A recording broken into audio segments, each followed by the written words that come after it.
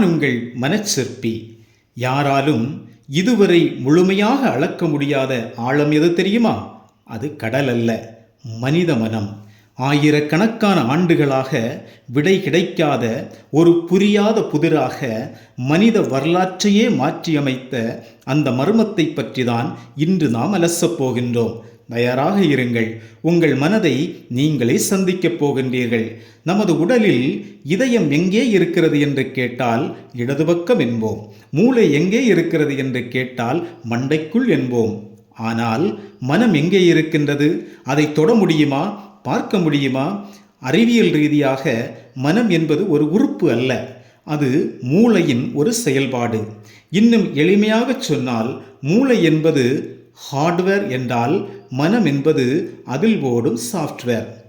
இன்று இந்த வீடியோவில் நமது மனதின் 4 அடுக்குகளான மேல்மனம், நடுமனம், ஆழ்மனம் மற்றும் நம்மையும் தாண்டியிருக்கும் பிரபஞ்ச மனம் பற்றி மிக ஆழமாக பார்க்கப் போகின்றோம். இது உங்கள் வாழ்க்கை பார்வையையே மாற்றப்போகும் ஒரு பயணம். நாம் முதலில் பார்க்கப் போகும் அடுக்கு மேல்மனம், கான்சியஸ் மைண்ட். இதை மிக எளிமையாக புரிந்து கொள்ள உங்கள் மேல் மனதை ஒரு அழகான வீட்டின் வரவேற்பு அறை என்று வைத்துக்கொள்வோம். வீட்டிற்குள் யார் வர வேண்டும், யார் வரக்கூடாது என்பதை தீர்மானிக்கும் முதல் இடம் இதுதான். இப்போது நீங்கள் என் குரலை கூர்ந்து கவனித்துக் கொண்டிருக்கின்றீர்கள் அல்லவா? இந்த வீடியோவில் வரும் காட்சிகளை உங்கள் கண்கள் உற்று பார்க்கின்றதே, இந்த வேலையை செய்வதுதான் உங்கள் மேல்மனம். ஆச்சரியமான விஷயம் என்ன தெரியுமா? ஒரு நாளில் நாம் எடுக்கும் முடிவுகளில் வெறும் 5% மட்டுமே இந்த மேல்மனம் செய்கின்றது. மீதமுள்ள 95% முடிவுகள் நமக்கு தெரியாமலேயே மனதின் ஆழத்தில் எடுக்கப்படுகின்றன.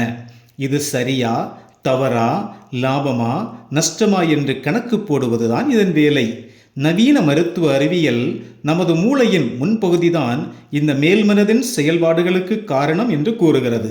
அதுதான் மனிதர்களை மற்ற விலங்குகளிடமிருந்து பிரித்து காட்டும் ஒரு சிந்தனை மையம். உதாரணமாக, நீங்கள் ஒரு துணிக்கடைக்கு செல்கின்றீர்கள்.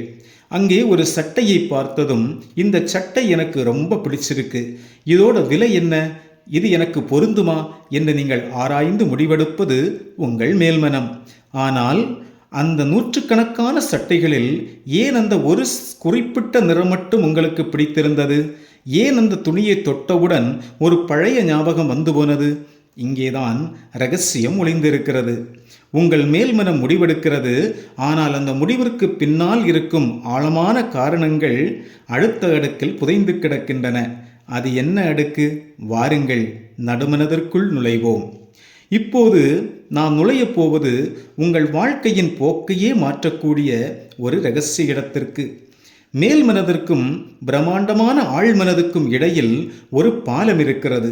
உளவியல் அறிஞர்கள் இதை கிரிட்டிக்கல் ஃபில்டர் அல்லது நடுமனம் என்று அழைக்கின்றார்கள். இதை மிக எளிமையாக சொன்னால், உங்கள் ஆழ்மனம் என்னும் மாளிகைக்கு முன்னால் நிற்கும் ஒரு வலுவான வாயில் காவலன் இவர். இவரின் அனுமதி இல்லாமல் எந்த ஒரு தகவலும் உங்கள் ஆழ்மனதுக்குள் நுழைய முடியாது. நமது மேல் மனதிற்கு வரும் ஆயிரக்கணக்கான தகவல்களை சரிபார்த்து எது உண்மையானது, எது நமக்கு முக்கியமானது என்று வடிகட்டி மிக முக்கியமானவற்றை மற்றும் ஆழ்மனதுக்குள் அனுப்பி வைப்பதுதான் இவரின் வேலை. இங்கேதான் ஒரு மிகப்பெரிய வாழ்வியல் ரகசியம் ஒளிந்திருக்கிறது. ஒரு குழந்தைக்கு சுமார் 7 முதல் 8 வயது வரை இந்த நடுமனம் முழுமையாக வளர்ந்திருக்காது. அதாவது அந்த கோட்டைக்கு வாயிற்காவலன் கிடையாது. அந்த சமயத்தில் யாராவது அந்த குழந்தையிடம் நீ எதற்கும் லாயக்கில்லை என்றோ, உன்னால் உருப்பட முடியாது என்றோ சொன்னால் அந்த தகவல் எந்த தடையும் இல்லாமல் நேரடியாக ஆழ்மனதிற்குள் போய் ஆழமாக பதிந்துவிடும். அதுவே அந்த குழந்தையின் எதிர்காலத்தை தோல்விகளுக்கு விதையாக மாற்றிவிடுகிறது. ஆனால் நீங்கள் வளர்ந்து இந்த நடுமனம் வலிமையான பிறகு யாராவது வந்து உங்களை பார்த்து உன்னால் முடியாது என்று சொன்னால் உங்கள் வாயிற்காவலன் சட்டென்று குறுக்கே நிற்பான். இல்லை, நான் திறமைசாலி, என்னால் முடியும் என்று அந்த தகவலை தடுத்து நிறுத்தி திருப்பி அனுப்பிவிடுவார். உங்கள் ஆழ்மனதிற்குள் அந்த எதிர்மறை எண்ணம் செல்லாமல் உங்களை பாதுகாப்பது இவர்தான். நண்பர்களே, இந்த நடுமனதின் பிடியை தளர்வடையச் செய்து ஒரு பாசிட்டிவான தகவலை மட்டும் நீங்கள் ஆழ்மனதிற்குள் அனுப்பிவிட்டால் இந்த உலகத்தில் உங்கள் வளர்ச்சியை யாராலும் தடுக்க முடியாது. நீங்கள் நினைத்ததை முடிக்கும் அசாத்தியமான சக்தி உங்களுக்கு கிடைக்கும். அந்த வாயிற்காவலனை மீறி உங்கள் லட்சியத்தை ஆழ்மனதில் பதிய வைப்பது எப்படி? அதை தெரிந்து கொள்ள வாருங்கள். நமது ஆழ்மனம் என்னும் மகா சமுத்திரத்துக்குள் குதிப்போம். இப்போது நாம் நிற்கப் போகும் இடம் ஒரு பிரம்மாண்டமான ஆழ்கடல்.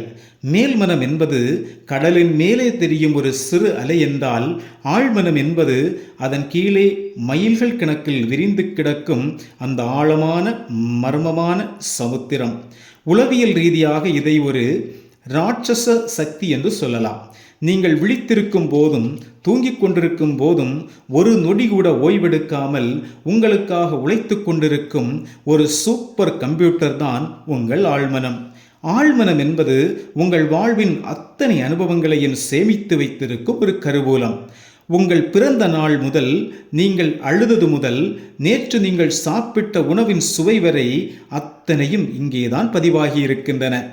இன்னும் ஆச்சரியமான விஷயம் என்ன தெரியுமா?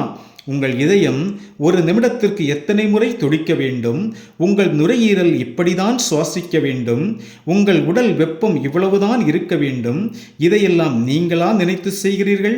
இல்லை, உங்கள் ஆழ்மனம் அதை ஆட்டோ பைலட் முறையில் கச்சிதமாக செய்து கொண்டிருக்கிறது.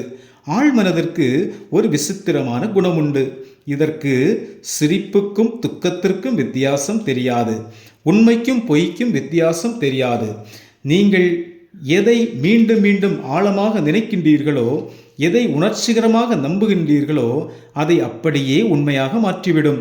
ஒரு தோட்டக்காரன் விதையை நடும்போது அந்த மண் இது விஷச்செடி, இதை வளர்க்க மாட்டேன் என்று சொல்லாது.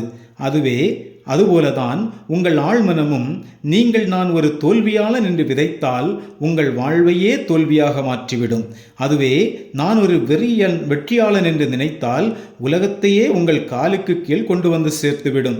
அறிவியல் பூர்வமாக பார்த்தால் நாம் ஒரு செயலை திரும்ப திரும்ப செய்யும் போது மூளையில் நியூரல் பாத்வே என்னும் பாதைகள் உருவாகின்றன. இதுதான் பழக்கமாக மாறுகிறது. நீங்கள் வண்டி ஓட்ட கற்றுக்கொள்ளும் போது மேல் மனதால் கவனிப்பீர்கள். ஆனால் பழகிய பிறகு யாரிடமாவது பேசிக்கொண்டே வண்டி ஓட்டுவீர்கள்.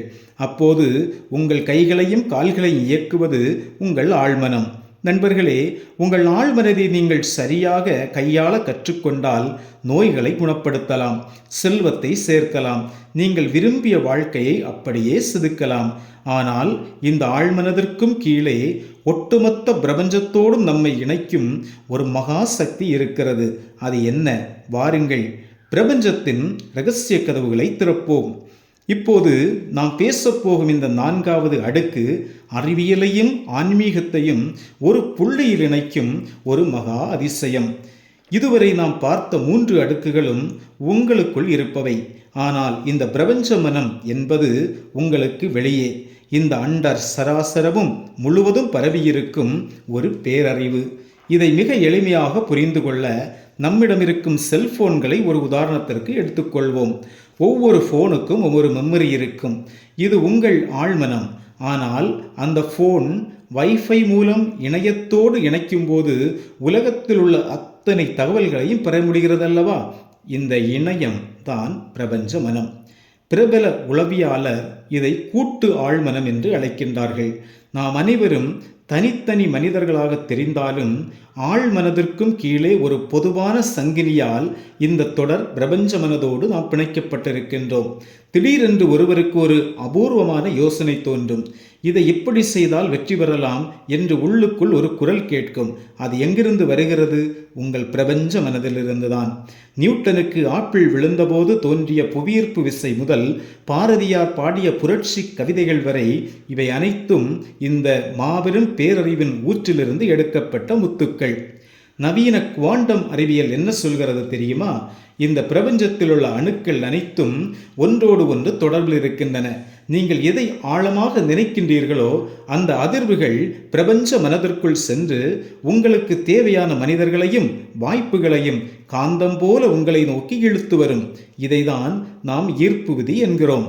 ஒரு ரேடியோவில் சரியான ஃப்ரீக்வன்சியை செட் செய்தால்தான் பாட்டு கேட்கும். அதுபோல உங்கள் மனதை அமைதிப்படுத்தி தியானத்தின் மூலமாக உங்கள் ஆழ்மனதோடு நீங்கள் ஒன்றுபடும் போது தானாகவே அந்த பிரபஞ்ச மனதின் கதவுகள் திறக்கும். அப்போது அதிசயங்கள் உங்கள் வாழ்க்கையில் சாதாரணமாக நிகழத் தொடங்கும்.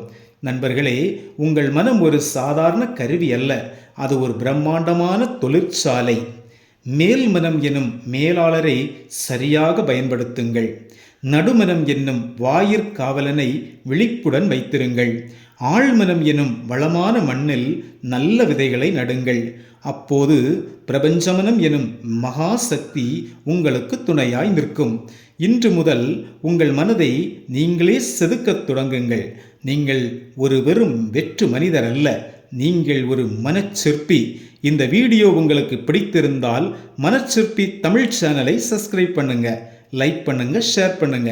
உங்கள் கருத்துக்களை கமெண்ட்ல சொல்லுங்க. உங்கள் மனதை அழகாக செதுக்குங்கள். நான் உங்கள் மனச்சிற்பி. நன்றி.